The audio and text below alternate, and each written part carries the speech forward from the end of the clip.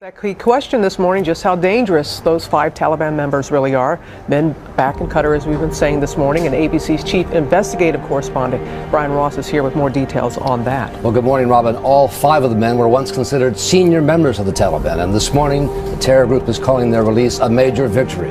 New video posted this morning on an Afghan news website shows the 5 former detainees arriving in Qatar with no sign they were under any sort of custody or guard. The key question remains the release.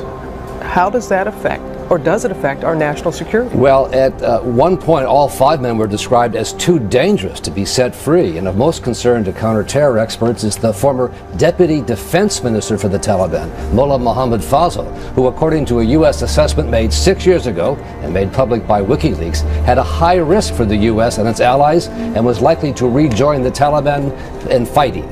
Members of the North Texas chapter of the Council on American Islamic Relations, or CAIR, are calling for the resignation of a Keller ISD trustee.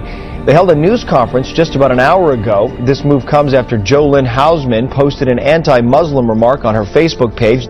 Parents in Keller are shocked. It's definitely discouraging. It's kind of sad to know that in this day and age that's still happening. Their frustration is fueled by this Facebook post from newly elected school trustee JoLynn Hausman. They say this is also not the first time she's made hateful comments online. Well, public schools are supposed to be forums for open dialogue, but one Woodbury student says the internet at his school is only open to one side. Page. Townhall.com. After page. National Right to Life. Woodbury student Andrew Lampart showed us screenshots of the internet taken from within Nonawag High School. Many of so-called political or advocacy websites blocked by the school's firewall. Then, for abortion issues, National Right to Life website, blocked at the high school. Planned Parenthood and Pro-Choice America are both unblocked. Lampart even says he found Christian sites blocked, including the website for the Vatican. However, Islamguide.com, obviously a Islamic-based text website, is unblocked. He claims he informed Woodbury's superintendent of his discovery, but after a week, nothing was done. A Webster man says his apartment manager told him his American flag was a threat to the Muslim community and that he has to take it down. Stepping onto Dewey Tran's balcony in Webster, one thing is clear. It means a lot to me. He's talking about his American flag that he proudly put up when he moved in just a few days ago. But then an apartment manager here at the lodge on El Dorado told him he had to take it down. What really stunned me is that she said it's a threat towards the Muslim community. We're getting a closer look at the terrorism raid that led to the arrest of 2 Central Texas men. The FBI says those men were planning for a jihad abroad. Some neighbors are finding out that someone who lived just next door may have connections to terrorism. Now here's a look at the scene out here yesterday. Members of the FBI are wearing tactical gear. Some wore shirts showing they were part of an FBI evidence response team. And a SWAT truck also parked out here. Now KXAN obtained these pictures from a source who wanted to remain anonymous. Court documents show this is the family home of a 23-year-old UT student. Investigators say Rahatul Khan conspired to recruit people. One of them was an FBI source. Back in Round Rock, a neighbor said he didn't notice anything strange. And we just recently moved into this neighborhood back in October, and all the neighbors seemed friendly and nice.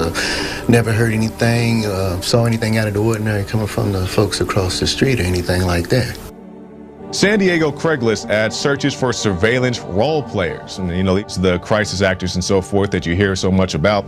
San Diego Craigslist ads searches for surveillance role players. Qualified personnel should demonstrate an established track record of conducting surveillance operations at various discretion levels, supporting surveillance training and military practice exercise training. Individuals with previous military, intelligence, community, and law enforcement experience are highly preferred. So who are the fighters of ISIS? They're a Sunni Muslim jihadist group, an offshoot of Al-Qaeda, formed a year ago and pledging to create an Islamic State across Iraq, Syria, and neighboring countries. They have strongholds in significant parts of northern Syria too, but their ambitions go far wider, to create a Muslim caliphate, a single Islamic state, to include not just Jordan and the Palestinian territories, but Israel too, and much of North Africa.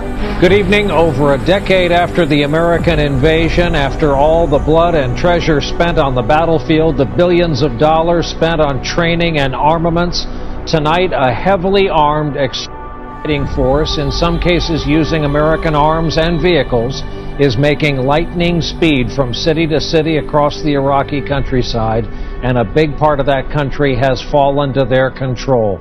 They are known as ISIS, standing for the Islamic State of Iraq and Syria. Some American veterans might be able to recognize their old Humvees, given to the Iraqi army. Some now shattered, burned, others taken over by Islamic militants, a splinter group of Al-Qaeda called ISIS, the Islamic State in Iraq and Syria. The goal, the militants said today, to impose strict Islamic Sharia law, not just in Iraq, but in Syria and beyond. They're led by Abu Bakr al-Baghdadi, a militant.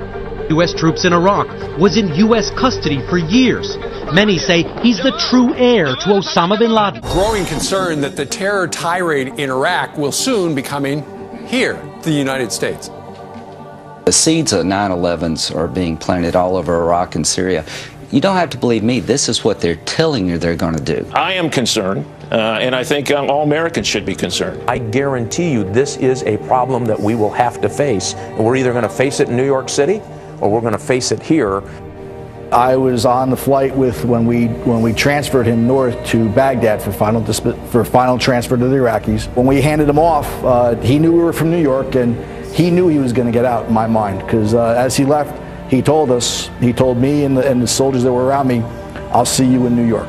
Who is he? And that's the fear coming to a city, including New York, as a result of what they're doing. Our last message is to the Americans. Soon we will be in direct confrontation, and the Sons of Islam have prepared for such a day. So watch, for we are with you watching.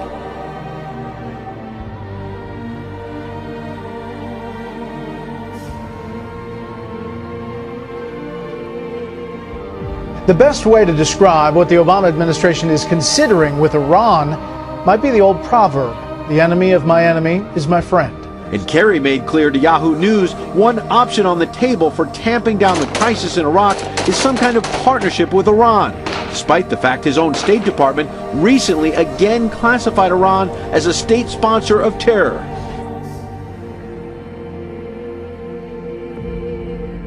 Pope Francis is jumping into the Mideast peace process. He hosted a prayer summit Sunday in Vatican City with Israeli President Shimon Peres and Palestinian President Mahmoud Abbas.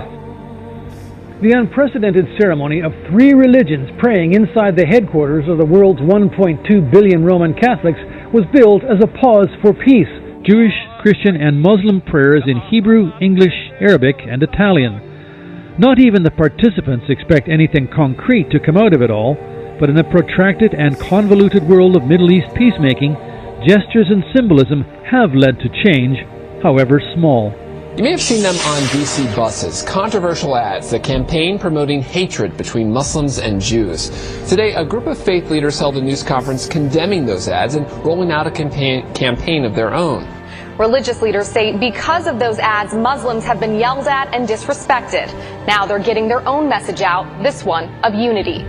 Nahad Awad is Executive Director of Council on American Islamic Relations, or CARE. We believe our message is the right message, the one that America believes in, the one that our faiths call for, which is coexistence, living, working together, and respecting one another. CARE's new ad campaign is a direct response to one featuring the face of Hitler plastered on DC Metro buses last month, as leaders from several faiths, several backgrounds unite as one.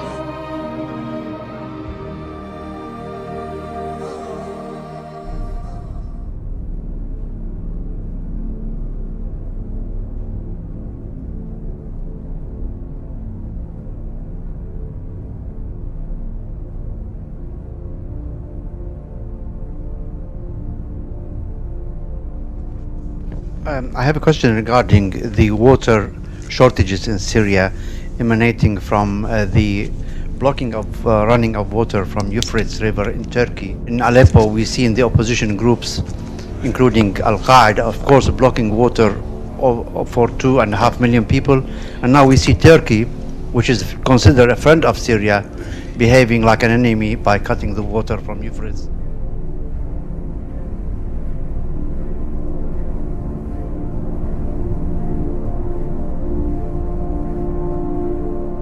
With all of this public knowledge, Barack Obama brought this man to the White House, where he doesn't thank the United States for bringing his son home, but quoting from the Quran, speaking in Arabic, thanks Allah. Bismillah ar-Rahman ar-Rahim. Zayabayem. I'm your father, Bo. Bismillah ar-Rahman ar-Rahim. Zayabayem. I'm your father, Bo.